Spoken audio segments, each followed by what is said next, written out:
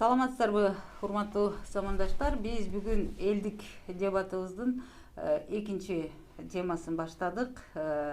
Кечээ айтып өткөндөй эле, бул башка дебаттардан айырмасы талкууга жарандар эч кандай тандоосу элеги жок чакырылат жана эч нерсени биз элден жаап жашырбайбыз. Элдик талкуунун айырмачылыгы ушунда болуп саналат. Эми техникалык айрым катачылыктар кетсе түшүнүү менен кабыл аласыздар деген ойдобуз. Себеби көчө эле түшүндүрүп айткандай, менин артымда эч кандай олигарх жок. Материалдык техникалык база мүмкүнчүлүккө жараша менин артымда таяна турган эл бар, бул силерсиздер. Дебатта кадимки эле дебаттардын эрежеси сакталат. Катышуучулар сиздерге оюңарды коомчулукка так түшүнүктүү кылып бергенге аракет жасаңыздар. Бир ай ичинде көтөрүлгөн маселелер боюнча партиялардын өкүлдөрү да катышса болот. Сизге айрыкча Манас байке эскертүү, партияны жана талапкер катары өзүңүздү бул жерде агитация жүргүзгөнгө болбойт. Биз болгону бүгүнкү көтөрүлгөн маселенин айланасында сүйлөшүшүбүз керек. Ошондуктан биз жалпы элди бүгүнкүдөй көтөрөм деген маселе болсо келип катышууга чакырабыз. Эми бүгүнкү биздин тема чек ара маселесин ашар жолу менен чечсе болобу деген тема койдук эле. Буга Facebook колдонуучулардын айрымдары түшүнө бербей суроо узатып жатышат. Анын маңызын биз азыр түшүнөбүз. Эмесе дебаттын катышуучулары менен тааныштырып өтөйүн. Кыргыз Республикасынын айыл чарба жана мелиорация министринин орун басары Жаныбек Кермалиев, саламатсызбы? Фермер Манас Саматов, ошондой эле айыл чарба боюнча, айыл чарба жана мелиорация боюнча биздин эксперт Баратали Кошматов агай, саламатсызбы? Ошондой эле мына ушул маселени көтөрүп келген Асилбек уулу Бекназар, саламатсыңбы? Эми чек ара тууралуу талкуулар баардык жерде байма-бай өтөт. Өзүм деле ошондой талкууларды көп алып барып жүрөм. Бир байкаганым куру сөз, популисттик кадамдар, саясатташтыруу менен эле биз чектелип калып атабыз. Бирок элдин маселеси алдыга жылган жери жок. Мен айтайын дегеним чек ара аймактагы жашаган элдердин. Ошол улуттун коопсуздугуна, аймактын бүтүндүгүнө тиешелүү чек ара маселеси олуттуу болгону менен элге социалдык, экономикалык жактан так жардам берип, алдыга жылдырбаса, куру сөздөн курсак тойгон жери жок. Туурабы? Ошондуктан биз бүгүн ошол чек ара аймактагы айылдардын социалдык маселесине бүгүнкү теманы арнап, чек ара кызматынын өкүлдөрүн, депутаттарды, саясатчыларды эмес, айыл чарба жана мелиорация багытындагы адистерди, жетекчини, экспертти, ошондой эле багбанды чакырып отурабыз. Эмесе бир мүнөттүк сюжеттен кийин талкуубузду баштасак. А в центре внимания и другой рубеж. 15 человек пострадали в конфликте в Баткенской области Кыргызстана. По последней информации, в приграничном конфликте на кыргызско-таджикской границе с кыргызской стороны огнестрельное ранение также получил один человек. Его доставили в больницу. Есть и другие пострадавшие.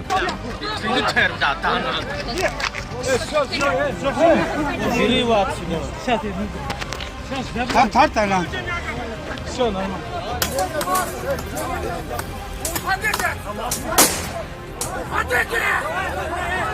Kaçma!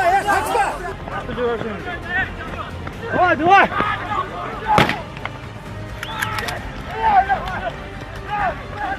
Adamına kirse, adamız birazdan cevap vermez. Ya sen gel oturan mıyız? Bu bizdeki buna son çay yapacağım. Hasta kaldıran var.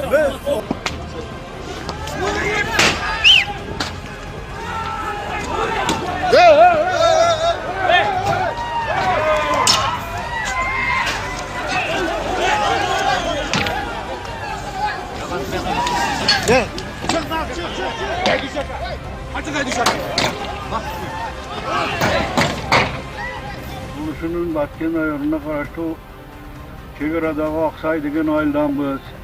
Bu yıl mına şu 600 gektar kayrak jerimizge su çığa turgan bolup atat. Su çıkkandan keyin bu yerlerdi özleştirүүгө karajat gerek. Karajat elde çek aranın elini özüңөр bilesiniz. Karajat jumuş yok, jumuşçu orunlar yok. Oşoga baylanıştуу Şu жерге суды çıkarıp uşaktарды жерlerimizni özleştirip her bir adamga 1 hektardan жерді alıp nal tigip şu yerden продукция öndürüp başka jaktarda biz dagı yine жақсы nemelerni uyuşturarak деген oydabız. Өзүңүздөр көргөндөй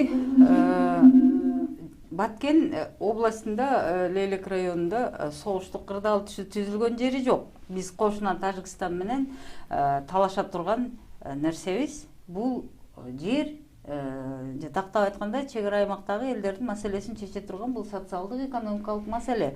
Бул жайына караса өз ара чыр чатак акырындык менен жөнгө салына бермек да.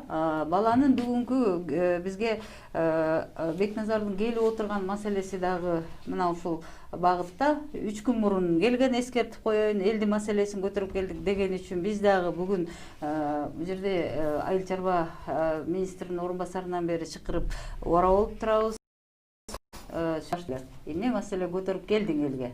Саламатсыздарбы? Атым Бекназар, мен ушул акыркы 2 жылдан бери элди ашар жолунан үгүттөп, элди ынтымакка үгүттөп, мындай өзүң жашооң өзүң оңдоо деген темада биз жакшы семинарларды өзгө жараша иштерди аткарып жүрөбүз. Ошого бунусунда эми Аксай айылы бул кошунчу Вархан кылагы менен чектеш бул жер. Өзүңүздөр жакшы билсеңиздер керек. Бул Аксай айылдын не топтолгон себеби Аксай бул Кыргызстан үчүн эң стратегиялык мааниге ээ жер. Бул чек ара маселеси, делимитация, демаркация маселеси болгон үчүн бул бир тараптуу чечилбей турган маселе да. Комплекс карасак биз элдин жашоосун оңдой турган иштерди жасашыбыз керек. Элдин жашоосун оңдогонго бизге эч ким бүгүнкү күндө тоскоол болбой эле. Ошол жерге өкмөт тарабынан 400 гектарга суу чыгып, Кудай буйруса 95% уже иш бүтүп калат. 99 гектар жер бул уже трансформация болуп элге бөлүнүп берилип атат. Эми биз ошол жергиликтүү калк өздөрү ошол жерди өздөштүргөнгө булар процесс чоюлуп кетет. Бул нерсени биз элдин чөтөгүн акча түшө турган кылып, ошолор ошол жерде өзүнүн тиричилигин кыла турган кылып, биз ушундай шарт түзүп берсек элге бул өтө пайдалуу иш болот. Биздин негизги максатыбыз чек арадагы миграцияны азайтуу. Ошолор ошол өзүнүн жанын аябай, өзүнүн үй-бүлөсүнүн коопсуздугун чекеге сүрүп неме болуп атса, биз дагы өзүбүздү кайдыгер болбой, ошолго биз жардам берели деген бир максат бар. Аксай эли жөнүндө өзгөчө да айтып кетиш керек. Бул эл чыныгы баягы чек арачылар. Булар өзүнүн жанагы жоомарттык касиетин жогото элек. Ушунчалык баягы аруу эл экен, өзүм ошол жерде бул маселени бул жерине барып көрбөгөн адам жүрөгү менен сезбейт. Эгер ошол маселени көргөн адам, түшүнгөн адам үйүндө тынч отура албайт. Биз мына кайдыгер эмес биздин агаларыбызга, биздин мына өкмөт өкүлдөрүнө, биздин эл журтка кайрылып ушул маселени чогуу биз бир тууган элбиз баардыгыбыз. Биз жакшы чекеден келбейт. Өзүбүз үчүн өзүбүз мындай күбөлүү, бул элдин жашоосун оңдогонго бүгүнкү күндө эч ким тоскоол болбой эле бизге. Жаныбек Калканович, сюжеттен көрдүңүз, бала маселенин чоо жайын айтып берип сизге түшүнүктүү болду да, сизге таандык маселе, сизге түшүнүктүү маселе да дегеним да. Эми бул жерде эң негизги Асылбектин айтып атканы чек ара маселеси боюнча башка мамлекеттик органдар иштейт. Бирок ошол жерди берүү боюнча, жерди трансформация боюнча акыркы мезгилдерде айыл чарба министрлигине берилген да. Мурда Министерство юстиция өткөзүп ошо трансформация жасап жүргөн, азыркы учурда бардык функцияларды бизге бергендиктен биз ошол иштерди жүргүзүп атабыз.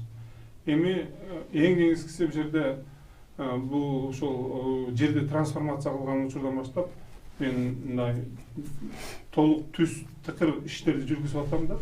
Ошондо түшүнүп атам, муну негизгиси ошо жергиликтүү өзү башкаруу органдары өздөрүнүн ошо трансформацияга берген жерлерин так туура толук алып келип берсе, трансформация болуп бүтөт экен дагы, мындай алдыга жылат экен да. Акыркы мезгилде ошол Баткен областы боюнча, ошо Баткен областынан ошол эле башка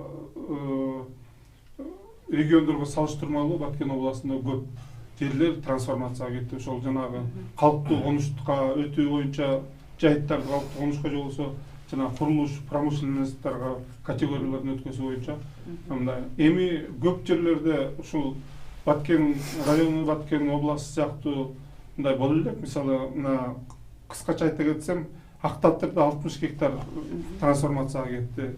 Самаркандекте 287 гектар трансформацияга кетти.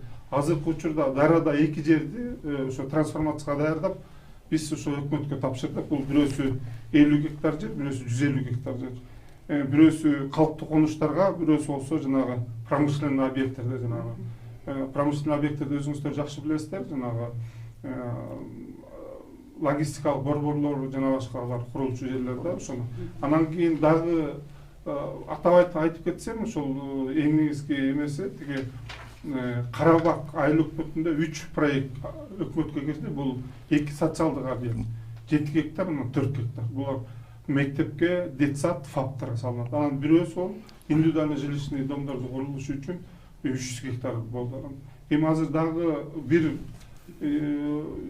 жерди трансформация кылып атышат. Бул Баткен районунда жана Суу башы айылында. Бул да калктуу конуштарга 150 гектар жер. Мен ойлойм, бул улам ошол жерде Баткен областында ошол калктуу конуштарды көбөйтүү, анан кийин ошо промышленный объекти категорияларды көбөйтүү болуп эсептелет. Айыл чарба министрлиги жерлерди трансформациялоо боюнча иштерди жүргүзүп атат. Биз эң негизги эң көңүл бурган ушул Баткен областы болуп атат. Ошондо бала айтып келген Аксай айыл өкмөтүнүн жанагы 400 гектарына токтолсоңуз, ошол жерди айтып атат, суу киргизилип атат, өкмөт ал маселени жасап атат дедиң, бирок андан ары баягы бак отургузуп, андан ары баягы көрктөндүрүп жерди жергиликтүү тургундар пайдаланыш үчүн дагы шарт керек болот. Шартты мен кандай кылып чечсе болот? Ушул шартты мына мисалы өкмөт тарабынан суу киргизилип атат. Суу киргизгенде ошол жерде канча шарттуу сууга бай ошо менен сугарылат дегени бар. Анан кийин жанагы социалдык жагын оңдош үчүн, социалдык жагынан караганда ошол жергиликтүү өзүн өзү башкаруу органдары муну бөлүп берет, чек кылып. Чектерди бөлүп бергенден кийин анан ошол кайсы жерге багбанчылык менен иштерди жүргүзүшөт, кай жерге жанагындай үйлөрдү салышат, ол өзүнчө генеральный план болуп, ошо генеральный пландын негизинде иштер алып барылат да. Каражат өкмөт азыр караштыра албайт. Эми бу жерде бардыгы трансформацияга кетип аткандан кийин социалдык жагын ошол өзүн өзү башкаруу органдары, жергиликтүү башкаруу органдары караш керек болот. Өздөрү баягы генералдык планга киргизет. Бу жерде социалдык объектилер болот, бу жерде жол болот, ФАП болот, школа болот деген бардыгы ошол жерде жазылган. Демек, жергиликтүү өз алдынча башкаруу органдары биз ал жактан да чакырып койсок болмок, бирок орундар чектелүү да. Манас байке, маселенин чоо жайын түшүндүңүз. Эми Кыргызстанда сизден белгилүү фермер, багбан жок десек болот. Абдулла Ташиевич бар, экөөңүздөр деле эл таанит го, балга башканы тааныбайт экенбиз. Уктуңуз жергиликтүү элдин маселесин, министрликтин жообун уктуңуз, эмне кошумчалайсыз? Мен Фергана Өрөнүн Кыргыз тарапты дагы, Өзбек тарапты дагы, Тажик тарапты дагы коюм жатагына чейин билем деп айтсам болот. Мен Өзбекстанда 10 жыл иштедим. Бүгүнкү күндүн бийиктигинен карап көргөндө жерлердин Кыргыз жери, Өзбек жери, Тажик жери болуп бөлүнгөндүн тарыхы ошо илгери ким бак тийип келген болсо, ошо жерди ээлеп калган. Буну айта кетиш керек. Ошол эле ыкма жерди ээлөө, кандайдыр бир Тажик тараптан же Кыргыз тараптан бүгүн дагы ошол ыкма колдонуп келе жатат. Көпмө таш бар жерди көчөт тигип, суу коюп, ылайыкка орнотуп, жер кылып алган кишилерди аябай көп билем. Ошол көз караш менен караганда бул багбанчылык, бул жер ээлөөнүн илгеркиден бери келе жаткан бир ыкмасы. Бүгүнкү күндүн бийиктигинен карап көргөндө чек арадагы айылдардын биринчи муктаждыгы бул ошо ар бир үй бүлөнүн киреше булагы болушу шарт. Эгерде киреше булагы болбосо, эч ким эч качан ал чек арада кармап тура албайт. Ал эмес чек арадагы эмес, азыр биздин тоо этектеп жайгашкан дейлик Чаткалдан, Алайкудан, Нарындан мына баарыбыз чөлгө келип отуруп ташып алдык дегендейчи. Эмнеликтен? Бул жалпы эле чек арадагы айылдарга мүнөздүү көйгөй эмес, бул жалпы эле Кыргыз айылдарынан мүнөздүү болгон көйгөй болуп жатат. Биздин айылдарда бүгүнкү күндө үй бүлөнүн кирешемиз жок. Ошондуктан мен бул маселени көптөн бери көтөрүп келе жатамын. Биз багбанчылыкты өнүктүргөндө гана ар бир үй бүлөгө киреше мындай ала турган шарт түзүп берет экенбиз депчи. Ал эми бак тигүүнүн өзү бунун жаңы технологиясы бүгүнкү күнгө бүгүнкү күндүн талаптарына жооп бере турган көйгөй өтө татаал. Bir четинен, экинчи четинен өтө жөнөкөй. Биз муну акыркы 5 жылда аябай жакшы өздөштүрдүк. Токотер жери тамчы сугат системасы экен. Мына кылымдардан бери бош жаткан тоо тектерибизде же арпа, же буудай айдап бирдеме өстүрүш өтө кыйын. Ал эми тамчы сугат системасынын шарапаты менен бакты жердин кандай болсо дагы бак өстүрсө боло берет экен. Ошондой потенциал бизде 1 миллион бар. Ошондуктан мен каалайт элем, Кыргыз өкмөтү, Кыргыз жетекчилиги жалпы приоритет катары карап туруп, багбанчылыкты өнүктүрүүгө коммерциялык банктар аркылуу эмес, ошо багбандар менен түз мамиле түзүүнүн формуласын иштеп чыкса деген муктаждык бар өкмөттөчү. Анткени бүгүн коммерциялык банктар биздин фермерлердин мындай жатканда жонубуздан кайыш тилип атат. Бул көйгөй дагы бар. Эми бул жерде мен Бекназардын оозунан ынтымак ашар деген сөздү уктум да. Ынтымак деген сөздү көп деле колдонбошубуз керек. Кудайдын кулагы сүйүнсүн, биз ынтымакта элебиз. Кыргыз эли, ошол эле тажик эли менен дагы ынтымакта элебиз. Ал эми ашар деген сөз. Биздин ата салтыбызда бар нерсе бул. Өтө айылдарда бирөө үй курса, же жалпы өлкөнүн масштабында кандайдыр бир улуттун башына иш түшсө, мына пандемия көрсөттү. Дагы бир жолу айтам, мисалы үчүн, Кудайдын кулагы сүйүнсүн, биз эл катары тез ыкчам биригип ушундай иштерди аткарып кетет экенбиз. Ашар деген сөздү Аксай айылына карата качан колдонуш мүмкүн эле? Ошо тополоң болду, башка болду. Анан кийин ал жерге биздин депутаттар, чөнөктөр барып эле келип атты. Баткенде ушундай сөз бар, кожо көрсүнгө. Көз көрсөтүп коюпчу. Маселенин түпкүрү эмнеде экендигин мен эч кимдин оозунан уга элекмин. Ошол көз караш менен караганда Бекназардын көтөргөн маселеси өтө орчундуу. Аксай айылынын тургундарына киреше булагына эл өзү бышып жетилиптир. Аксакал айтып атат. Сезет жүрөгү менен, бирок кантип буну аягына чыгарышты көз жетпей турат дегендейчи. Эгерде бак тигүүдагы ошо үй курганда эле алдын ала проектин түзүш керек. Биз бүгүн бизде ушундай адистерибиз бар. Бактын проектин түзө билебиз. Канча көчөт кетет, канча суу кетет, кандай көчөттүн, кандай сортторун тигиш керек, мисалы үчүн бадам тигиш керекпи, өрүк тигиш керекпи, алманын кайсы сортун тигиш керек дегендей. Бул жагынан бизге калса биз даярбыз. Иштерди аткарып бергенге. Бирок маселени иреттеп, жанагы мен кошчага бир башчы дегендей өкмөттүк масштабта буну координация кылган, багбанчылыкты өнүктүрүү, чек арада жайгашкан айылдардын келечеги жөнүндө кандайдыр бир токтом керек. Эгер өкмөттөн тиешелүү документтерди буга жөнгө салып берсе, сиздер айлерine долбоорлоп даярдап бергенге даярсыздар. Бул жактын жообун Барат эле агай, азыр министрликтин жообун уктуңуз. Баланын көтөрүп келген маселесин биздин фермердин кебин уктуңуз, өзүнүн жакшы сунушун берди. Сизден жол уласак, урматтуу замандаштар, кайрадан эскертем, биз калк көп жашаган аймактабыз.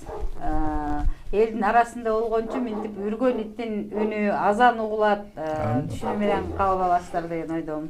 Айтыңыз. Табий нерселер да бул. Абдан Бекназар жакшы маселени көтөрүп келди азыр. Мен Аксай эли менен чогуу иштешип жүргөн, жаңы окуу жайды бүтүп келгенден барып иштешип жүрдүк. Билем, чындыгында туура баа берди. Аксай эли күжүрмөн эл, патриот эл. Ошо өзүнүн жери үчүн, өзүнө 1 литр суу үчүн так туруп бере турган эл. Мен көп вакыттан бери айтып жүрөм, что эгерде жакшы болот эде, ошол Аксай элиге ошол жерде жайгашкан айылдарга жашоочуларына бир статус, пограничный статусту берсе жакшы болот деген ойлор бар. Мен ойлойм. Чегара айыл деген статусу бар, 49 айыл. Ошол анан ошого ылайык өздөрүгө бир мындай немелер привилегиялар болуш керек да. Ошол болсо жакшы болот. Анан эми жер боюнча айтканда, ол жерлер чындыгы азыр рельеф боюнча Манасбай айткандай, ошо жерлер рельефи тегиз эмес. Таш жер. Бирок действительно тамчылатып сугарып, көчөт эксе, ошо жерден чындыгы бир киреше алса боло турган жер. Ошого карабастан мен айтат элем, бул бизде тажрыйбада бар эле.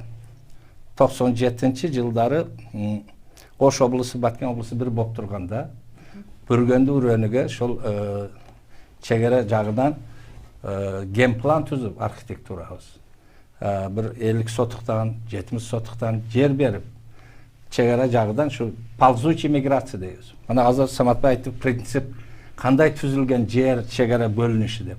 Ошо бир жылы 1 метр, экинчи жылы дагы 1 метр, ошентип жылып бизди жерге кирип, азыр эми олардыкы болуп атат, биздики болуп атат, талаш тартыш чыр шунан чыгып атат. Ошондуктан мен ойлойм, Бекназар айткан маселе боюнча, биринчиден шу жерге айылдагы ошол жергиликтүү бийликтер план түзсө жакшы. Жерди берсе болот. Элге бериш керек, туура курулат. Ага какой-то бир жеңилдик кредиттер берсе, ол андан да жакшы болот, курат.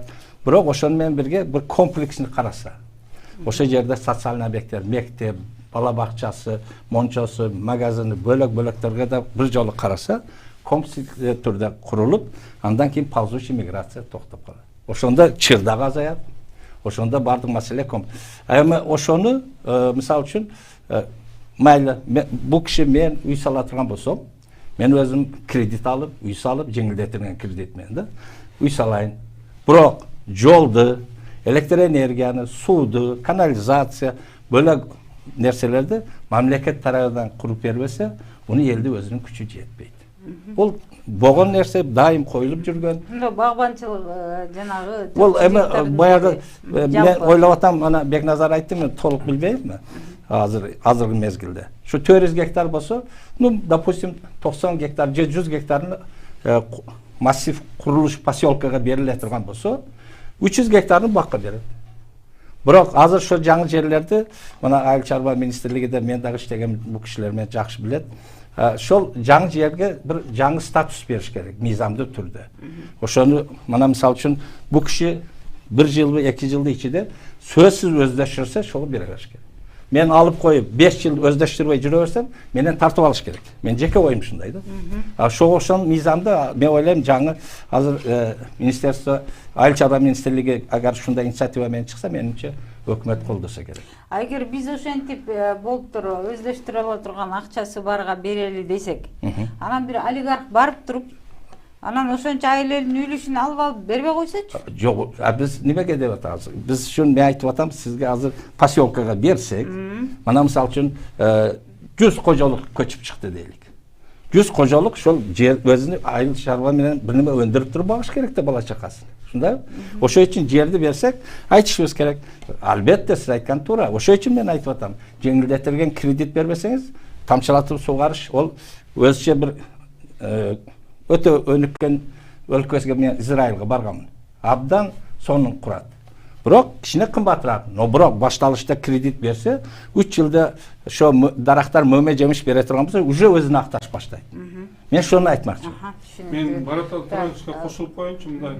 Бул жерде Баратал Туранычтан да туура айтып атат, эмне себептен дегенде, бул трансформацияга келгенде генплан болот. Генпланда бүт социалдык объектилердин баары жасалат, көргөзүлөт. Эгерде генплан болсо, трансформация өтпөйт, биз кайтарабыз. Жакшы. Манас Пармановичтин айтканы абдан туура. Анткени тамчылатып сугаруу, багбанчылыкта биз ошол ишти жүргүзүп атабыз уже. Манас Парманович жакшы билет. Азыр көп Манас Парманович ошондо башкалар ушул өзүнчө бир жеке ишкерлер ургалдуу багбанчылык менен иштерин жүргүзүп атат. Мына эгерде жакында эле Төрткүлдүн үстүндө 40 гектар жерге бадам эгилди. Ооба. Бадам эгилди, мына тамчылатып сугаруу 80 метр глубинадан скважина касса суу чыгат. Трансформатор коюлду бүт барды иштер менен. Эгерде ушундай иштер болсо, конечно, биз өзүбүз жактан да жардамлашабыз. Манас Пармановичке окшогондор мисалы алып келип атышат бул кишилер. Көчөттөрдү алып келип атышат, тамчылатып сугаруу боюнча өзүнчө проект иштеп атат тамчылатып сугаруу боюнча. Азыр ошол эң негизгиси ошол түштүк жергесинде тамчылатып сугаруу боюнча ассоциация, суу ассоциациясында жана Кожоевдор өздөрүнчө проект өткөзүп тамчылатып сугаруунун атайын ошол проекттерди киргизип иштерди жүргүзүп атат. Мына күздүн күнү бул эме каражаты бар, мүмкүнчүлүгү жеткен фермерлер, бизнесмендер сиздер менен ошондой иштер жүргүзүп атат. Бул жерде Бекназар көтөрүп келгенде, а жерде киреше булагы жок, айылда жумушу жок, кол карап турган адамдардын маселеси болуп атат да. Бир айыл өкмөткө кирген, туурабы? Бекназар. Азыр бул жерде талкуулардан улам эмне кошумчалайсың? Себеби биз көзүбүз менен жерди көргөн жерибиз жок. Сен айыл өкмөттүн маселесин көтөрүп келип атасың, ошону мен айтып кетейин. Жеткиликтүү. Айтып кетейин. Өзүм дүйнөдөгү эң мүмкүнчүлүктүү Кореяда жүрүп келдим. Ошол элден мен ошол элде кайдыгерлик жок экен. Биз бүгүн чоңунан кичинесине чейин өзүбүздүн жарандык милдетибизди билишибиз керек. Неге маселе чечилбейт? Биз бир теманы коебуз, оны общий эле масштабты карап алып, конкретный биз ура турган точкабыз жок. Бүгүн биз бир гана Аксай маселесин коюшубуз керек. Ушул жерге Аксай 3 жолу. Ошол мамиле, ошол эл биз үчүн жашап атат ошол жерде. Мен бүгүн мына кишилерден сүйлөп жатам, бабгандар менен сүйлөп жатам. Бирөөсү арасына мынтты да, эгер мен көчөткө акчам жетпесе, өзүм көчөттүн огородундагы болсо да суруп берем дейт. Мисалы үчүнчү биз элден не сурайбыз? Ар ким өзүнүн мүмкүнчүлүгүнө жараша жардамын. Элге эч кандай тендер башкасы жок эле, элге алып барып бергиле, элдин колуна бергиле. Ал өзү жеп алабы, главный Аксайлык жесин. Бул биринчи маселе. Экинчи маселе мына. Биз эми сөздөн ишке өтсөк да, негизи элечи, мисалы үчүн сөздү айландырып мындай кылганын вообще кереги жок. Мисалы үчүн бабандан не сурайбыз? Бабандан көчөт сурайбыз. Мисалы үчүн биздин аксакал ушул маселени түшүнгөн адам болсо, мисалы үчүн өзүнүн атынан мисалы үчүн 1 гектар көчөт берсин, же ошол жерге тигип үлгүлүү кылып берсин. Не деген үлгү? Элге өрнөк катарында мен мындай кылып балдарым деп бизге ошо берген патасы. Бул киши өкмөттөгү пландуу иштерди гана. Өкмөттөгү пландуу иштерди убагында бүтүрүп берсин ошол. Өтө мен трансформациясы башка маселеси, эч социалдык маселелерди убагында бүтүрүп бергиңиздер. Мен өзүм көрдүм, сүйүндүм чындыгында, бул жакта садик, экатаж садик курулуп атыптыр. Сонун мындай неме болуп. Насостордун көрдүм, өзүм насостор жакшы, мощный насостор. Бул жакта планировка сонун болгон. Эми маселе, биздин маселе бул жерде мындай айтайын дегенимче, элдин колунда көчөт да жок. Элдин көчөт, ушунчалык олор ошол жерге бармайын, биз жүрөгүбүз менен сезбейбиз бул маселени. Ушуну биз түшүнүшүбүз керек. Биз үй бүлөдө ата-эне эң кыйналып турган, эң байкында акыбалы оорураак баласына көбүрөөк көңүл бурат. Биз бүгүн бир үй бүлө боло албайбызбы деген маселе бар. Мен бишкекке келдим, мен да бишкектен кетким келбей калды ачыгычы. Мен түшүндүм неге ал жак чечилбейт. Бул жак комфортный экен. Курсагы токпаган. Комфортный экен бул жакчы. Келсең кетким келбейт. Эми туугандар, мына биз чек ара маселеси качан көтөрүлгөндө биз өзүбүздүн 2 этаж үйүбүздө отуруп алып, же башка неме машинабызда отуруп алып жазабыз. Өкмөт чечпейсиңерби, оны чечсин, бул чечсин. Мына чечип коюптур. Эми биз дагы ойгонолу да, мамлекет ар бирибиздики туугандарым. Биз бир точкага оройлу, айландырбайлы. Мына боло турган ишти сөздөн ишке өткүлү. Мен кооз сөздү мен келиштирип коем. Эгер мында немегечи биз эч качан биз мисалы үчүн мен айтып коем мына ушул жерде көрөрмандарга, бир карыш жерибизди бербейбиз деген бул болбогон сөз. Биздин атабыздын жери жок ол жерде. Ол жерде бүгүн фактически Аксай менен Көкташ жашап атат ошол жердечи. Эгер ошол сөздөр чын боло турган болсо, биз ошо адамдын чөнтөгүнө барып акчаны сал. Ошону чечебиз. Ал наркы делимитация маселеси ал жакта отдельный орган. Алар неге тарактап чыга бербейт? Мамлекеттик бул сыр болуп саналат. Биз мына туура эмес күмөндү кылганды токтотуп, бир көчөттүн баасы бир пачка сигарет. Эгер алдын жетсе 1 гектар жеп турган, может андан да неме кылатыр. Бизде отурган көчөттүн сапаты башкасы бул элдин жалпы биримдигинен келген каржыдан зависит этет.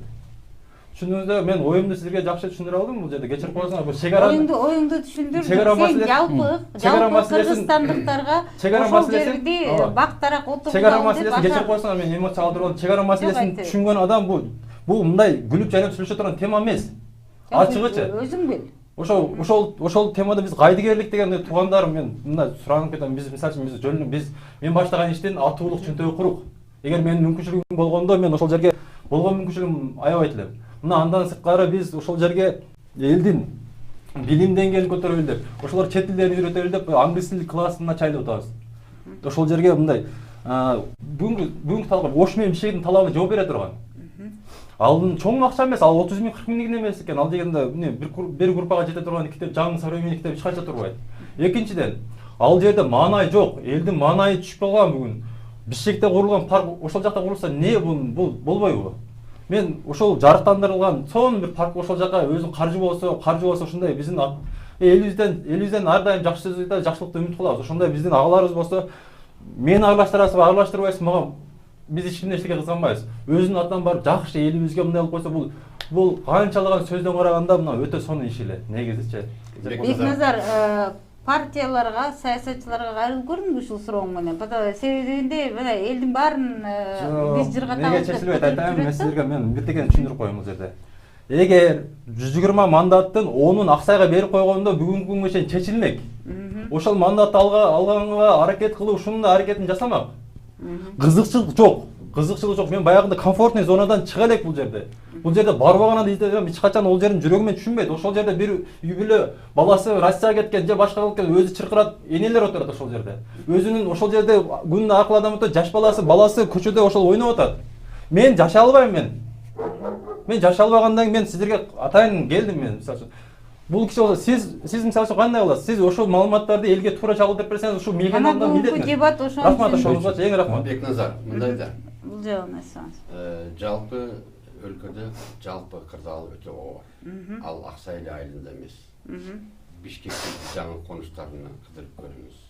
Тоолуу айылдарына барып көрүңүз. Миграция процессинин чектен чыгып кеткендигин анализине карап көрүңүз. Мына пандемия учурунда келе албай, кете албай жүргөн айта берсе маселе көп. Бирок улуттук деңгээлде, улуттук масштабта ар кандай көйгөйлөрдүн альтернатив жолдору бар, чечүү. Менде бүгүн бир эле жолду көрүп турам мен мисалы. Мына биз лизинг деп айтып атабыз, Лизинг баягы эле акчалай түрүндө берилбейт. Кандайдыр бир техника же даяр бак өкмөт ошо Аксайдагы кырдаалды көңүлгө тутуп туруп, ошол жерге 400 гектар жердин бир 90 гектары үй салганга бөлүштүрүп берилиптир. 300 гектар жер өтө эле көп деле аянт эмес мисалы үчүн. Техникалык жагынан суу барган болсо ал чечиле турган маселе. Мына биз балыкчыга деле бак тиктик, карап турсаңыз жанагы айдын жеринде эле жалаң таштын үстүнө бак тигип көктөтүп өстүрүп атабыз. Мен бир көргөндө эле билдим, ал жерге бак өстүрсө болот. Эгерде өкмөттүк программа менен ошол 300 гектар жерге бакты тигип туруп, андан кийин 1 гектардан 2 гектардан бөлүп туруп каалоочуларга белгилүү мөөнөткө лизингке берсе болот. Бул эл катары биз эреже менен жашаганга үйрөнүшүбүз керек. Эл катары биз ошо мамлекеттик машина менен элдин ортосундагы мамилени түптөп колдоно билишибиз керек. Биздин коомдогу көйгөйлөрдүн келип чыгышы, ошо миграциянын күчөп кетиши баардыгы тең ошо өлкөдөгү жана башкаруу системасындагы кемчиликтерден мамиленин жоктугунан келип чыгып атат. Сөзүңүзгө аралашып мен сүйлөп койсом болобу? Корея өнүгүү тарыхы бир айылдан башталган. Бир айыл өнүккөндөн кийин калгандары үлгүлүү болуп не болгон да. Бул киши айтып аткан маселенин көпчүлүгү бул кишиге бир аз неме экен. Бул киши өзүнүн мойнуна алды, баягыларды мындай өзүм пландуу иштерди аткарып беребиз деп. Бул киши мисалы үчүн өзү азыр көчөт берип, мындай өзү кылып берип, өзүнүн түшүнүгү, өзүнүн билген немесин ошол жерге алып барып койсо, бул бүгүнкү жыйыныбыздан максат чыкмак. Мисалы үчүн сиз өзүңүздүн багыңыз бар экен, башкаңыз бар экен, мүмкүнчүлүгүңүз бар экен, сиз дагы келиңиз. Бул мамлекет бардыгыбыздыкы. Мен кызматыңызды кылып берейин, мен жок дегенде чайдандап берейин сизге. Сиз өзүңүздүн мындай мүмкүнчүлүгүңүз бар 1 гектарга. Манасбек сизге Бекназар чай даярдап бермей болуп, өтүп бербейсиз анда. Мен айтпайын дедим эле. Канча жерге? Айтпайын дедим эле. Бул нерселер айтпай аткатылган нерсе. Мен өмүрүмдө Бирок жазап бересизби Аксайга? Мен өмүрүмдө бирөөгө ушундай жардам бердим, тиги деп айта элекмин. Айтпаймын, мунун кереги жок. Бирок мен бүгүн мисалы үчүн былтыр мен 600 000 so'mдук көчөт бердим. Мектептерге бөлүштүрүп, тигип, балдар жок дегенде алманын көчөтү менен алмуруттун көчөтүн, гиластын көчөтүн айырмалай билсин деп, мисалы. Сөз ал менде эмес, мисалы үчүн. Мен эгер кандайдыр бир кишиге, ошо жерде бир конкреттүү кишиге, ошо өдөсүнөн чыга турган кишиге белгилүү көчөттү беришим мүмкүн, барып жардам беришим мүмкүн. Бирок менин айтайын дегеним ал бул маселени чечпейт. Жалпы маселени чечпейт. Сиз масштабты айтып атасыз, бирок бул киши мына бир кайсы бир бурчунда, кайсы бир бөлүгү бөлгөндө үлгү катары жардам берейин деп, мынакей, бир ашарыңдын биринчи кадамы. Маселе, мамлекеттеги маселелер неге чечилбейт? Акырында биз неге жоопкерчиликти адам таппай калабыз? Себеби баардык маселе масштабты көтөрүлөт да, конкретный иш бир толук урула турган жери жок болуп калат. Жок, азыркы талкуудан биз конкреттүү бир маселени коюп бердик. Долбоор чийип берели деди, өкмөт тараптан тиешелүү иштер бүтсө деди. Түшүнүп айттыңыз, долбоордон жардам берели деди, анан кандайдыр бир деңгээлде көчөттөн жардам берели деди. Демек, бүгүнкү дебаттан жыйынтык чыкпайт деген сөзүң өтө ката. Манакей, бир жыйынтык чыгып атат. Өкмөт болсо тиешелүү маселелерди айтыңыз. Эң негизгиси биз азыр кайсыл багытта жашап атабыз азыр? Биз базар экономикасында жашап атабыз да. Бул жерде Манас Парманович барып эле көчөттөрдү алып алып берип койбойт да, мисалы. Ал кишинин да иши бар, бизнеси бар. Азыр государственный частный партнерство деген бар. Мына чыгып ошол жерден, мына азыр Бекназар айтып атат эме, ошол жерге барып, ошол жерде мен иштешем, чогуу бир иштерди жүргүзөм деген, мына өкмөт тарабынан жеңилдетилген кредиттер берилип атат. Ургалдуу багбанчылыкка деп берилип атат. Мал чарбасына деп берилип атат. Талаачылыкка да берилип атат.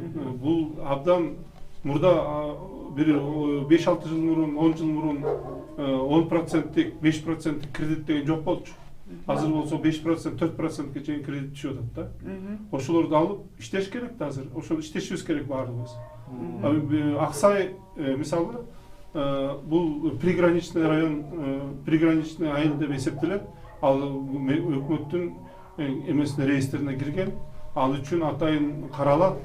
Ошол жанагы каналдардын баары салынып аткан, трансформация болуп көңүл бурулуп аткан ошо өкмөт тарабынан көңүл бурулуп атат да. Ошондуктан мен ойлойм, бул жерде эң негизгиси мына Бекназар айтып аткан, бул жерде баягы ашар жолу менен деген бул мындай общий сөз деп эсептейм да. Бул жерде конкретный муну жасашыбыз керек, муну жасашыбыз керек деген пландар болуш керек.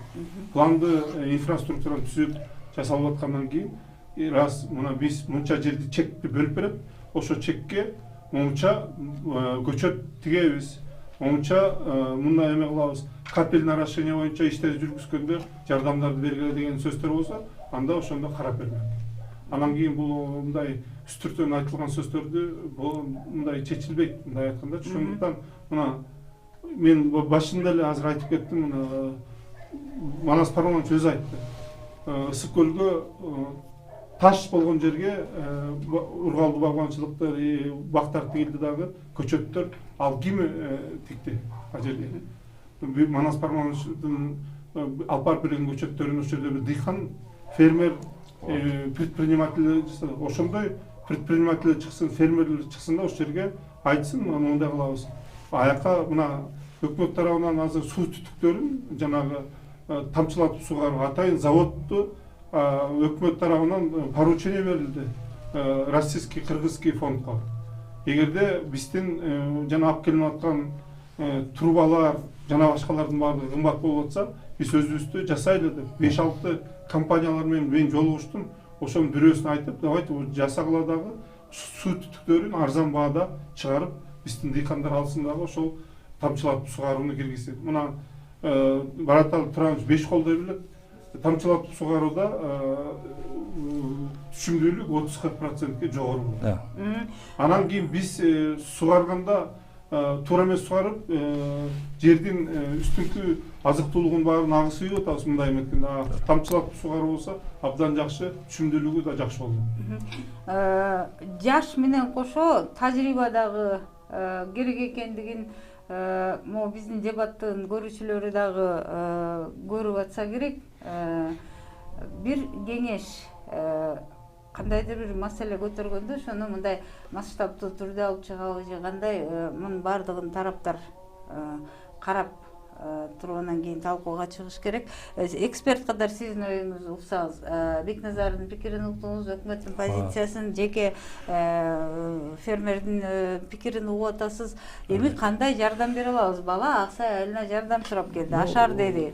Ашарга бир аз кичине мүмкүнчүлүк чыгарып бердик болушунча. Эки өкмөт жак карады. Биз жалпы элге жеткирип атабыз маселени. Эмнени көрүп атасыз? Маселе кандай, кайсыл жагынан чечилет? Мен ойлоп атам, маселе туура көтөрүлгөн. Бирок башыдан эле туура жолго түшүп алышыбыз керек да. Ашар жолу менен бу иш бүтпөйт. Кандай десек да болот. Себеби мына азыр базар экономикасында жашаганыбыздан кийин именно ошо программада государственный частный партнерствоны пайдаланып туруп, бу киши да берсе бир Иванов Сидоров деп фамилиясын жазып берет. Жөн эле бере бербейт. Ошондуктан мен айтып атканымда бир маселе бар. Чын дайым чыр чыкса эле бардык чоңдорубуз жетип барып келет. Бирок келгенден кийин бир мамлекеттик программа азыркы мына булар айтып атпайбы, немелер уюштуруп атат, мамлекет карашкан маселелерди чечип атат. Ошон иште мен дагы айтып атпайм. Мисалы үчүн мен ойлойт жерлерди турак жай курушка бергенде сөзсүз социалдык объекттерди карап туруп, аны өкмөт куруп бериш керек. Мектепти эч качан ашар менен куруп бүтүш кыйын. Же болсо детсад, жолду, светти, электр энергияны, сууду, бул маселелерди албетте мамлекеттик программа катары алыш керек. Жөн эле балким бетте тургандар ар бир кишиге, мен туугандарым жашайт Аксайда, мен билем. Бир кишиге жардам беришибиз мүмкүн. Эки кишиге, но бирок бардык ошо айылга жардам бериш мамлекеттик деңгээлде каралбаса, бул маселе чечилет. Мына Бекназар Бул жерде рахмат өкмөткө 2 этаж садик салып берип атат деген мына чындыгында социалдык объект. Мисалы үчүн мен көңүлүм чыда, мына сүйүндү да, бизде мындай элде дагы бир аз мисалы үчүн өкмөттүн катачылыгы кылынган иштерди элге туура жеткизишпек. Биз мына ушул жерден сөзүң аралжы, биз кечөөдөн бери вице-премьерди баш кылып, министрдин орун басары, кечөөдө бир министрдин орун басары келди эле, жума күнү кайрадан бир вице-премьер министр чакыралы деп отурабыз да, ушундай орчундуу маселени жасап атабы өкмөт? Мен мындай көрүп келген адам катары айтайын, садиктин планы жакшы. Негизи жакшы. Жол Аксай Көкташ жолу бүткөн. Насостор качественный, жакшы. Генплан жакшы. Бул жерде дагы ошол эле кандай бул жерге кандай көп балалуу чакалдарга кандай социалдык жардам берилет. Ошолорду өкмөттү биз зордобошубуз керек. Өкмөт азыр мына ооруда, мындай учурда өкмөт өзү айласын таппай турганда биз дагы мынаны кылып бер деп өкмөт мен сизден ондой немеге жүрөгүм чыдабайт, көрүп турчу, акылдуу адам биз мисалы үчүн бир жакты эле ура бербешибиз керек. Менин жардам бер. Мен өзүм ушул ишти баштадым, эч качан оңой жол тандабайт эркек бала. Элдин башына иш түшүп турган эркек баланын башын жерге салган уят. Мен өзүм жаран катары, мен мына өзүм сөзөйтөм, мен бир көчөт апарып ошол жерге келем. Ошол жерде ошол көчөт уютку болуп дагы тарап кетсе, бул ажап эмес. Ошо менен биз кандай жакшылык, биз өзүбүздүн кылган ишибиз менен миңдеген кыйналган үй бүлөлөрдүн, ошол жерде миңдеген адамдардын малымда үмүт берип, ошолорго кичине казанда тамак салып беришибиз мүмкүн. Ошол мен айтып турганым ошол, биз өкмөткө өгөйлөбөйлү. Биз ушуларга мындай булар иш кылса, биз жарыш иш кылайлы. Ошондо мамлекетибиз дагы алда кетет. Эгер кандайдыр бир маселе чыкса эле өкмөткө мындай оодарып койсок, бул өзүнүн ишин кылабы же биздин маселебизге неме болобу? Ошондой маселеде бул нерсечи. Бул биздин мен Мамачан айылында болом. Биздин айылдын ынтымагы элдин башы менен эле биригип ушундай жакшы болуп калды. Чындыгындачы, жакшы иштер болуп атат айылда. Элдин жаштар бирикти. Биз дагы өзүбүз кылып көргөн адам түшүнөт да. Эгер сиз кандайдыр бир кран апарып орнотуп берсеңиз, эл ошону сезбесе, өзүн пешентер баягы тийбесе, баягынын мээнети жок. Демек, сиз турбасын алып бериң, биз орнотсок, мен ошону бир күн тешип кетпейм, ошону бир күн мен тешип кетпейм. Бул кайдыгерлик деген нерсени жоёт. Мен айткым келген ой ушул. Бекназарды Кореяда жүрүп келиптир, түшүнүктүү. Кореяда жанагы бир айыл, бир продукт бизде да ошондой эле жүрүп атпайбы? Анан кийин ошол жерде баягы ар кимиси алтындарын чогултуп, ошол процесс болгон, ашар деген ошону баралы деген мен толуктап айтпайм ушул маселени. Мамлекетке жардам берет. Мен ушул маселени толуктап айтып коеюн. Неге Корея, Япония, Кытай өнүккөн? Булардын жегенге наны жок болгон. Булар неге чөп жар жыргагандан жебейт? Ошолар эң кыйын күнүндө ого же буга жүгүн артпай мамлекет өзүнүн алтынын болобу, бир уюм болобу, кемпир чалдарын баары сатып ошого берген. Ошодон мамлекет комплексти кийин айтышы керек. Биз түшүнүп атасызбы? Комплекс бул кишиге шартты түзүп берели башта. Министрдин орунбасары түшүнөт албетте. Ошол нерсе комплекс десен эми кечирип коесуз. Ошол нерсе бул кишилерге шартты түзүп берсек, анан кийин баягы жерден продукция өндүрүш чыкса, бул өтө жакшы нерсе. Баягындай ошо бак түзүлсө, бактан кийин ошолор мындай ферма ошол жерге компот чыгарат, варенье чыгарат болсо, биз дүйнөлүк рыноктун келечеги бул агрардык мындай таза продукцияларда да. Биз ошолорду өндүрүп мындай кете турган болсок, шаг за шагом уже өндүрүш көтөрүлөт. Бекназар. Түшүнүктүү. Бул жерде мындай да куруу саясат, куруу үгүт булдан да биз этият болушубуз керек. Бул дагы чоң илдет. Кимдир бирөө спонсор болуп келет, бак тигип берет, картошка айдап берет, чаап берет, сатып берет деген позиция туура эмес. Мына Кореяда иштеп келипсиң. Кореяда иштеген балдар өзүлөрү келип, жер алып, бак тигип атышат. Америкада жашаган балдар, Россияда жүргөн иштеп балдар азыр өзлөрү инвестор болуп, өзүнүн менчик жерине, үлүштерине бак тигип атышат. Ошондуктан бул башаламандык менен жанакындай бардыгы Кореяда жана кризис болгондо ошондой болгон ашар жолу жок. Туура, ошол мен өткөндө да айттым. Ошол күндөрү кандайдыр бир Аксайга карата мисалы үчүн ошол проектти көтөргөндө деле бул проектсиз башаламан түрдө мисалы үчүн Жаңыбек Калканович киши турба берип, мен кишине көчөт берип, бул кишиден бирдеме берип, аны менен бүтө турган иш эмес бул. Бул татаал илмий иш. Үйдү бардыгы кура билиши мүмкүн, бирок натыйжалуу, жакшы түшүн бере турган кирешелүү бакты тигиш бул өтө татаал иш мүмкүн. Айрыкча ошондой толуктап коеюн. Азыр урматтуу замандаштар, биздин элдик талкууда өзүңүздөр күбө болуп аткандай эле сыртта азан да айтылып атат, ит да үрүп атат. Биздин техникалык мүмкүнчүлүгүбүз канчалык экенин биз өзүбүз экрандан көрө албай элебиз, бирок бул жерде олуттуу ойлор айтылып жаткандыгы анык. Бекназар элдин арасынан келди, айтайын деди, биз трибуна бердик. Бала жаштыгы менен оюн чачкын айтып атабы, так айтып атабы, бирок кандайдыр бир ою менен ошол патриотмун деп эле социалдык тармактардан кайсы бир нерсени сунуштагандар дагы мына ушундай талкуулардан такшалат. Ошондуктан шайлоого бараткан жаштар дагы тажрыйба дагы, узак баскан жол дагы бардыгы керек экенин эсиңиздерге биз салабыз да. Бекназар, сен бизге ашар ыкмасын деп көтөрүп келдиң. Маселеге канааттандыңбы бул жерде айтылгандарга? Ооба, жакшы. Бул жерде биз жергиликтүү элден эчтеке сурай албайбыз. Ал жерде бир олигарх же бир депутат жок. Аралап жүргөн адам катары айтайын. Биз мисалы үчүн сиздин эми байды байтаник биз Кыргызстандачы. Эгер сиз ушул передачаны көрүп атсаңыздар, ушу биздин үнүбүздү элге жеткизип берсеңиздер, кандайдыр бир кээбирки адамдар биз той тамашаны жыйыштырып, өлүм житимге кеткен акча жыйыштырып, эң сооктуу ишке жыгылады. Мен эч кимге силерге кошоматым же башка нерсем жок. Мен өзүм билген сооп ишти силер менен бөлүшкүм келди. Өзүмдүн аманатымды силерге жеткизгим келди. Мен өзүмдүн позициям, мен бир көчөт болсо дагы Кудайым буйрса, мен ошону эгем. Эксперт кошумчаңыз. Абдан койгон максаты жакшы. Бирок мен бетте Жаныбек Калкановичка дагы Манасбайга да кошулам. Берги мындай чоң долбоорлорду сөзсүз каалайбызбы, каалабайбызбы мамлекеттик программа менен аткарбасак бөлөк жол жок. Себеби ашар менен бул 10 жыл чозулуп кетиши мүмкүн, 5 жыл. Азыр мына Бекназар барып көрүп келген, бүгүнкү күндү көрүп, мен күйүп пишип сүйлөгөнүн түшүнүп атабыз. Бүгүнкү күнү элди жашоону көрүп келип айтып атат. Биз дагы көрүп атабыз. Ошол үчүн менимче ушул жол менен барсак туура болот. Каалайбыз комплекстин жол менен барышыбыз керек. Элди 100 кишини бир жолу эле көчүрүп чыгарбайбыз. Бардыгын беребиз, участок. Бул киши бүтүрөт, мен может аксап бүтүрө албай калам. Бул киши айткандай баягы акчаны жеби коюп акчага бер деп атат. Мен мисалы үчүн баламды кредитин төлөп калышы мүмкүн. Мүмкүн да эми. Ошол үчүн сөзсүз ушу программа менен жардам бериш керек. Чек арада жашаган о залкар элди кадыр баркыны билишибиз керек. Чындыгы ар кандай инсан о жерде жашай албайт. Кыйын. Мен аны билем. Мен дагы кошумчалап коеюнчу. Манас Парманович мындай мени дагы кошумчалап айтып коюш керек. Бул жерде биз көлөмгө өтүп атабыз. Азыр өндүргөн товарыбыздын көлөмү болуш керек.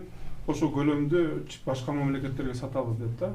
Ошондо мына Бекназар как жаран катары, как патриот катары баарыбыз эле ошондой деп ойлойм сөзүбүздө. Рахмат ушинтип көтөрүп атканыңа. Ушундай балдар көбүрөөк болсун негизи. Бирок биз бардыгын мындай көбүрөөк көлөмдө чыгарчу бир сорттогу ошондой эле ошо ургалдуу багбанчылыкка өтсөк биринчи. Экинчиси мына бизде трансформация боюнча бизде мындай обсуждать этебиз, кээ бирлер трансформацияга каршы чыгат. Эмне үчүн жердин баарын жайыт жери деп туруп беришибиз керек? Жайыт бизде азайып кетти, калбай калды. Баткенге барып көрбөгөндөр айтышат. Жайыт жерин, Баткендин жерин көрбөгөндөр айтышат ошонучу. Жайыт десе эле баягы Аксай Арпадын жайытындай болуп ойлоп атышат да. Баткенге барганда бутубуз менен басып көрүп атабыз. Ал жерлерди калктуу конуштарга, жанагы курулуш промышленный категорияларга которуп, элдин инфраструктурасын оңдоого аракеттер жасап, ошону көтөрүп атабыз. Ошон үчүн Кудайым буйруса мына жылыштар бар. Трансформация ордунда тура берчи, трансформацияны жүргүзүп атабыз. Берилген жерлердин бардыгына мына мисалы көп жерлерди басып алышты, анын бардыгын узаконить этип берилди. Эми бул жерде мындай айтылганда эл үчүн өкмөт тарабынан көп эле иштер жүргүзүлөт. Өкмөттүн атынан атайын элдин маселесин деп көтөрүп келген ушул 3 күндөн бери күтүп атат деген өтүнүчүбүздү жокко чыгарбай келдиңиз. Ушул жерден жыйынтык чыгарып, бала көтөргөн көйгөй боюнча бул киши сунуштаган маселе боюнча Айыл чарба министрлиги иштеп көзөмөлгө ала алабы? Балдар сизге тоскоолдуксуз бере алабы? Ургалдуу багбанчылыкты приоритеттүү тема кылып алганбыз. Манас Парманович менен биз өзү иштеп атат. Биз эми биз тараптан баягы булардын иштеген иштерин биз деп айтсам уят болот. Бирок жеке багбандарга ушул Манас Пармановичке окшогон кишилер, фермерлер бардык жерлерге жардамдашып атат. Анткени ар бир эле дыйкан, мен деле дыйкан болсом алып келе албайм, Бекназарды алып келе албай атат да мисалы. Бирок алып келип элдерге жакшы качествосу, сапаттуу багдарактардын, ошол мөмө жемиш бактарын берип турса, бизге жеңил болот биринчи. Анан экинчиси булардын жасаган ойлогон оюнун бардыгы эл биз да барып көрүп атабыз. Аксай болобу, мен деле приграничный райондун жашаган ошол жерде өскөн балам. Мен ат башынын Кызыл Туу пограничный деген жерде өскөм да. Аякта приграничный район. Бардык жерде мына Манас Парманович айтканда кыйынчылык бар, бирок делимитация, демаркация болбогон бүт элек жерлер бар, ошол жанагы границалар жерлер. Конечно, ал жерде абдан каралат. Өкмөттүн атайын реестрге кирген приграничный райондор бар, аларга өзүнчө жанагындай каналдарды куруу, насосторду коюп берүү, жолдорду куруу деген биринчи приоритеттүү түрдө бар. Бекназар биринчи берсеңиз, айтсаң кандай айтайын. Атыбыздан Бекназарга урмат сый билдирип алкыш айта кетейин. Биздин жаштардын ушундай күйүп бышканы жакшы. Бирок бул жерде мындай болду да, керегем сага айтам, келиним сен ук дегендей болду да, биз ошо Бекназардын шылтоосу менен бүгүнкү теманы көтөрүп жалпы элге уктуруп, биз эл, адистер, жетекчиликтер, жаштар эри шаркак болуп туруп маселени чечүүнүн эң кыска жолдорун издеп, эрежелүү иш тутуп барышыбыз керек деген пикирди айтып кетейин. Рахмат.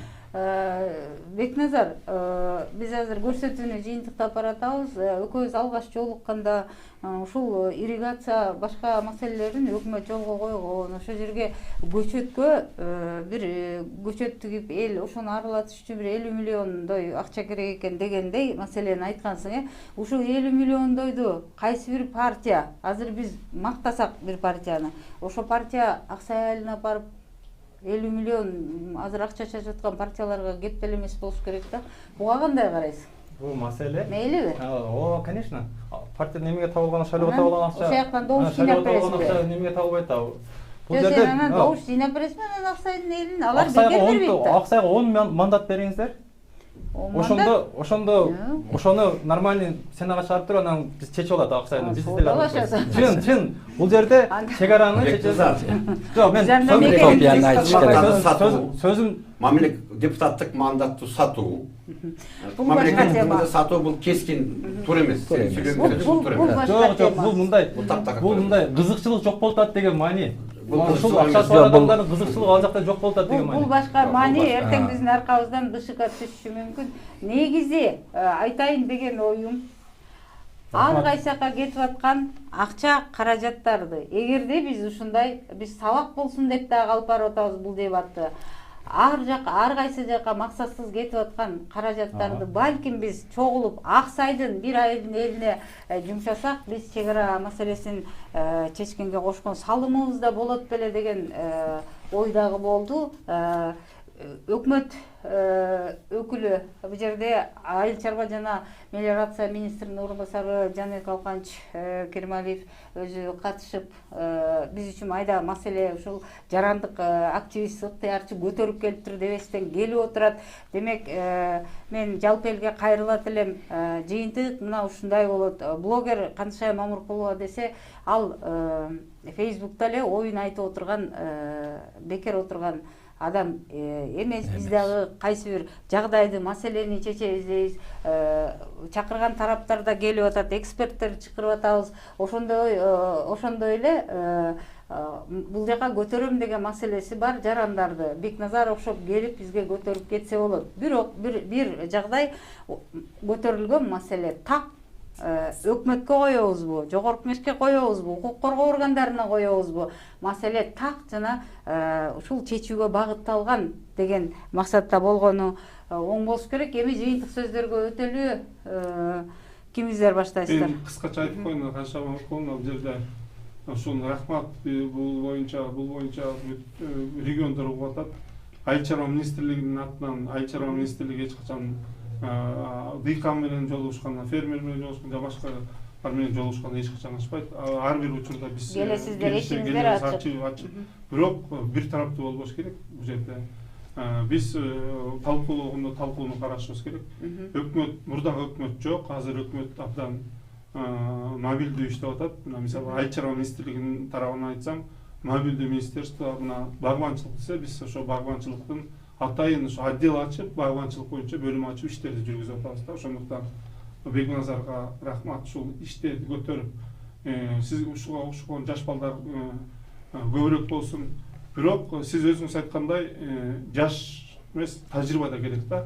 Мен көчө телевизордо угуп атып, аркасында дебаттар болуп атса, бир дебаттар айтып атат. Биз жаш болсок, жашпыз, бирок тажрыйбалуу адамдар да керек экен. Бир жерлерге барганда ошо көргөн, билген, айткандар да керек экен. Ошондуктан ушул биздин фермерлерибиз мына Манас Парманович менен Барата Тураныштар өзлөрү менен ушулар менен иштешкен үзөңгүлөш болгон. Мен дагы абдан ушулардан талим тарбия алгам. Мен ойлойм, ушул эгер бири-бирибизди баягы илгерки эле улуу урмат, кичүүнү заттасак, биздин ишибиз оң болот. Бекназар, көтөргөн маселең бүгүн максатына жетти деп ойлойсуң? Биз колдон келгенин жаздык. Рахмат сиздерге. Мына Кандышай эжени өзгөчө айтып коеюн. Ушул эже келип алам деп жакшы чакырып, менин маселемди серьезно отуруп угуп, сиздерди чакырып бергенге ушул эжени менин арамда бул көпүрө сыяктуу болуп калды. Негизи ошол максатта эми биз дагы жашпыз, биз дагы көргөнүбүз, тажрыйбабыз керектүү аз. Эми биз дагы бул жерге урулуп, бул жерге урулуп, барып жакшы мындай өзүбүздүн таап алабыз. Урулба, сени бүтүн Кыргызстан карап турат. Биз жашпыз. Сиздердин айткан насаатыңыздар менен биз өзүбүз текен түзүшкө аракет кылабыз. Кудай буйрса, рахмат сиздерге келип келгениңиздер үчүн. Кудай буйрса, бул ашар маселеси боюнча мына министрликке кайрылсаң болот. Агай өзүнүн долбоорун сунуштап атат. Сен бул жерге жөн келген жоксуң. Сен бир айылдын болгондо да чек аралаш айылдын. Мен дайым айтып келем, мекен Баткенден башталат деп. Эгер биз Баткендин маселесине олуттуу көңүл бурбасак, анда башка жердикине бура албайбыз. Мен буга чейин сага айтып түшүндүрдүм. Бул жерде дебатта да айтып атам, чек арага байланыштуу дебаттарды алып бардым көп жолу. Бирок популисттик жагдай менен калып кетет дагы. Биз муну улуттук коопсуздук, аймактар аралык маселе мындай деп көтөрүп алабыз да, буга окшогон мынакей айыл чарба социалдык маселе дегенин такыр айтпайбыз. Бул такыр айтылбайт. Мен ошол себептен сени олуттуу түрдө бүгүн чогултуп атканым ошол да. Сизге агай. Рахмат, мен дагы коллегаларыма кошулам. Чындыгы Бекназар жакшы орчундуу маселелер көтөргөн, бул жакшы. Тем более мына азыр өзү дагы айтып атат. Бул популистический эмес. Именно кандай жолу менен чечсек болот деп биз айткан сөздөрдөн дагы жыйынтык чыгарып, угуп, ошо bir sözümüzde bir meseleni көтөргөнүбүз пайдалуу болсо, биз да сүйүнөбүз. Келечекте өзүнүн ишиге, өзүнүн жүрүп аткан жолда пайдалана турган болсо, биз айткан кеңештер. Мен ойлойм бул жакшы өтүрөт. Дагы бир жолу айтыш керек. Аксайды элиге чоң рахмат деш керек. Сиз айттыңыз ошо жерде бул таш жерди көрүп келип, күйүп пишип айтып атканга түшүп атабыз. Биз ошону үчүн бирок ошо үчүн бу теманы эми сиздер bir жолу бүгүн ушундай тегеректе учурашып токтотуп койбой, Бекназарга окшогон жигиттерибиз Кудайга шүгүр көп. Шуларды бардыгын чакырып, дагы улантып сүйлөй берсек, айта берсек, Кудай кааласа шу маселе көтөрүлүп бүтүп калат. Манас агай сиздин. Мен Бекназарга нерсени айтып бул мамлекет деген эмне, өлкө деген эмне, мыйзам деген эмне, мен эмнени уламай деп атам. Депутаттык мандат сатыла турган дүкөндөгү шоколад эмес. Бул таптакыр биздин эң талуу жерибиз ошол болуп атат. Биздин коомдун аксаган жери ошол болуп атат. Сен аны ырбатып атасың. Ошондуктан биз силерден аны мен тамашага салып койдум. Бекназардын жолу менен алайын. Бекназар, биз силерди жаштарды, ошо эрежелүү элдин балдары, эрежелүү иш туткан балдар катары көргүбүз келет. Биз кадам сайын баскан турган жерибизде бүт билген нерсебизди ачык айтышыбыз керек силерге. Бирок жалпы жонунан ушунчалык патриоттук сезимдерин ошол маселени айтып коеюн. Бул жерде биз кызыкчылыгыбыз чек арада болуш керек. Мамлекеттин бүтүндүгүнөн маанилүү нерсе жок Кыргызстанда. Биз дагы ошол себептен теманы көтөрүп атабыз. Өтө ыраазы болдук. Урматтуу телекөрүүчүлөр, бүгүн майда эмес, маанилүү олуттуу маселе болду, талкууланды түшүнгөн адамга. Себеби ошол алыскы өзгөчө статуска ээ чек ара аймагындагы айылдын көйгөйлөрүнө биз тез-тезден кайрылып турушубуз керек. Кайрылганда да комплекстүү, максаттуу түрдө жогорку кеңеш, өкмөт, ошонун ичинде социалдык тармактар, Манас байке окшогон багбандар, Баратали агай сыяктуу эксперттер, айыл чарба министр, биз жалпыбыз менен карашыбыз керек. Себеби Баткендин элинин маселеси бул алардын эле маселеси эмес, бул баарыбыздын маселебиз. Ошондуктан бүгүн кайрадан эсиңиздерге салабыз. Бүгүнкү талкууга Кыргыз Республикасынын айыл чарба жана мелиорация министринин орун басары Жаныбек Керималиев катышты. Ошондой эле багбан, фермер байкебиз айтылуу Манас Саматов агай келип катышты. Баратали Кошматов ага биздин эксперт. Бул киши көп жылдан бери Баткен жергесинде иштеп келген, айыл чарба министрлигинде иштеген, өтө тажрыйбасы мол аксакал. Сиз ушул башка жерлерге эксперт болуп чыгып бербейсиз, билебиз, бирок ушул бүгүн келип бергениңизге мен абдан сүйүнүп отурам. Сизди дагы ушундай маселелер болсо чакырып туралы. Ошондой эле Бекназар Асылбек уулу ыктыярчы. Мен кайрадан айтып коеюн, Бекназар Оштон 3 күн мурун келди эле. Мен ошондой аракети үчүн бүгүн бул жерде жашы улуу болсо дагы кызмат абалында жүргөн, кызмат иш учурунда болчусуз азыр, туурабы? Министрдин орун басарынан бери козгоп бүгүнкү талкууну жүргүздүк. Менимче пайдалуу болду деген ойдомун. Сага да рахмат. Өзүң Оштун баласы болсоң да Баткендин маселесин көтөрүп жүрүптүрсүң. Мен ошого ыраазы болдум. Бул биздин аймактык бүтүндүгүбүз, бул биздин улуттук кызыкчылыгыбыз, бул биздин мамлекеттик деген могу жерде көкүрөгүбүз да. Ошондуктан сиздерге агайлар чоң рахмат келип бергениңиздерге. Сизге дагы ошол биздин жалгыз журналисттин студиясы деп келип бергениңизге рахмат. Элге жакын болом деген чиновник ушундай элдик талкууга келип турушу шарт. Саламатта калыңыздар. Рахмат.